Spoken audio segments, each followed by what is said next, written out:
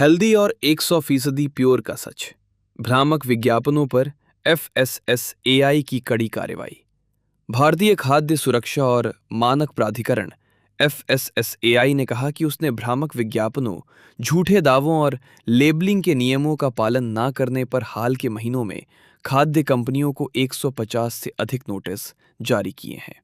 अब तक की कहानी। मॉन्डेलेज इंडिया का बॉर्नविटा से जुड़े स्वास्थ्य और पोषक तत्वों की तुलना करने वाले दावों को वापस लेने का फैसला केवल एक चर्चित मॉल्टेड ड्रिंक से जुड़ा सुधार भर नहीं है। ये भारतीय खाद्य सुरक्षा और मानक प्राधिकरण एफएसएसएआई की उस व्यापक मुहिम का हिस्सा है जिसका मकसद खाद्य कंपनियों को इस बात का प्रमाण देने पर मजबूर करना है कि वे अपने लेबल, विज्ञापनों और ऑनलाइन उत्पाद सूची में क्या दावा कर रही हैं। नियामक का कहना है कि उसने भ्रामक विज्ञापनों, गलत दावों और लेबलिंग का उल्लंघन करने के मामले में हाल के महीनों में 150 से अधिक कंपनियों को नोटिस जारी किए हैं।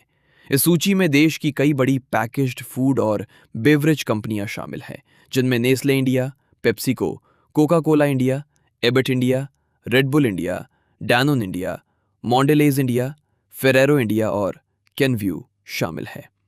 बॉर्नविटा का मामला क्यों महत्वपूर्ण है? बॉर्नविटा की बाजार में एक बेहद संवेदनशील जगह रही है, क्योंकि इसका प्रचार हमेशा से बच्चों के पोषण से जोड़कर किया जाता रहा है। साल 2023 में इसमें मौजूद चीनी की मात्रा और इसके पोषण संबंधी दावों को लेकर ये उत्पाद जनता के निशाने पर आ गया था। एफएसएसएआई की इस ताज़ा कार्रवाई का मतलब ये नहीं है कि बॉर्नविटा असुरक्षित है। नियामक का मुद्दा अलग है। मुद्दा ये है कि क्या इसके स्वास्थ्य या पोषण संबंधी दावों के पीछे कोई पर्याप्त आधार है, और क्या जिस तरीके से इन्हें पेश किया जा रहा है उससे उपभोक्ताओं के बीच कोई गलत धारणा बन सकती है। इस अंतर को समझना बहुत जरूरी है। केंद्र सरकार के एक वरिष्ठ अधिकारी ने बताया कि खाद्य नियमों का काम केवल ये जांचना नहीं है कि उत्पाद में स्वीकृत सामग्रियां हैं या नहीं।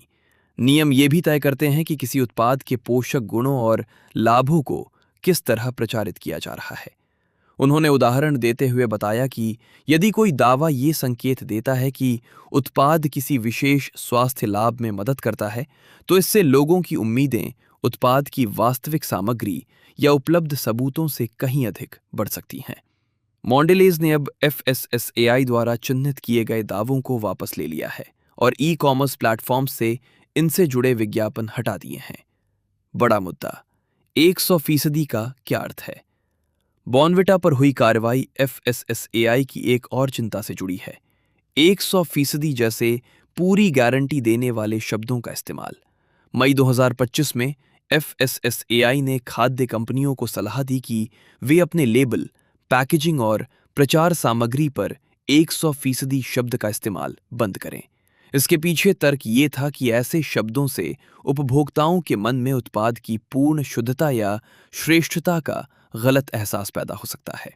इसका महत्व केवल नारियल तेल या आटे तक सीमित नहीं है।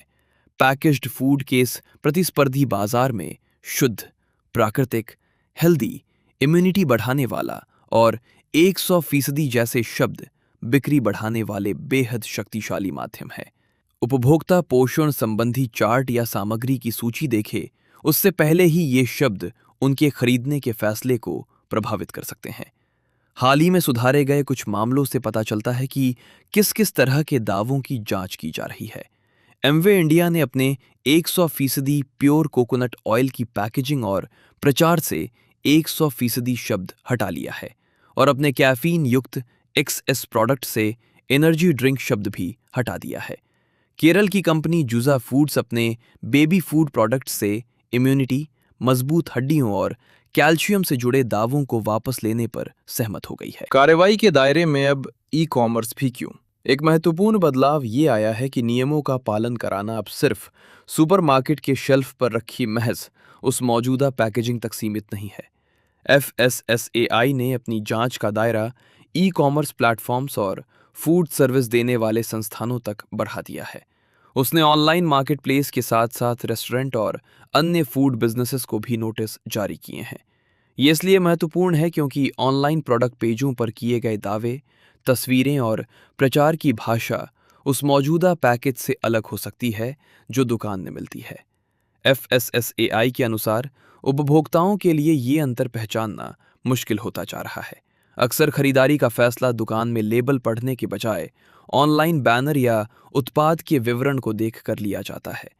नियामक का कहना है कि हमारी कार्रवाई ये दर्शाती है कि खाद्य पदार्थों के विज्ञापन का तरीका अब कैसे बदल चुका है। नियामक क्या सुधारना चाहता है? इस पूरी मुहिम का मुख्य मकसद केवल खोखली मार्केटिंग भाषा से हटकर ऐसे दावों को बढ़ावा देना है जिन्हें वैज्ञानिक रूप से साबित किया जा सके। ये बात इसलिए भी प्रासंगिक है क्योंकि भारत इस समय मोटापे और अस्वास्थ्यकर खान-पान की बढ़ती समस्याओं का सामना कर रहा है। FSSAI ने अपने हालिया खाद्य सुरक्षा संदेशों को बेहतर खान-पान और मोटापे के खिलाफ लड़ाई की व्यापक मुहिम से जोड़ा है। हालांकि इन सख्त कदमों से एक और जटिल सवाल भी खड़ा होता है। ये सुधार कितने प्रभावी हैं? कोई कंपनी नोटिस मिलने के बाद किसी दावे को हटा सकती है, लेकिन उपभोक्ता सालों तक उस गलत दावे के प्रभाव में रहते हैं। हो सकता है कि विज्ञापन एक प्लेटफॉर्म से हट जाए, लेकिन वैसी ही भाषा कहीं और चलती रहे। इसके अलावा ऑनलाइन लिस्टिंग भी बहुत तेजी से बदलती रहती हैं। इसी वजह से केवल नोटिस जारी करने से ज़्यादा महत्वपूर्ण ये है कि लगातार निगरानी रखी जाए। FSSAI के सामने अब चुनौती ये है कि इन सुधारात्मक कदमों को अस्थायी प्रतिक्रिया के बजाय कंपनियों के नियमबद्ध आचरण का स्थायी हिस्सा बनाया जाए। उपभोक्ताओं के लिए सीधा सबक ये है, फूड पैकेट पर लिखा स्वास्थ्य संबंधी दावा केवल एक दावा है, कोई गारंटी नहीं। शुद्ध, हेल्दी, इम्यूनिटी या एनर्जी जैसे शब्दों को हमेशा सामग्री, पोषण जानकारी और उनके पीछे से के सबूतों के आधार पर ही परखा जाना चाहिए।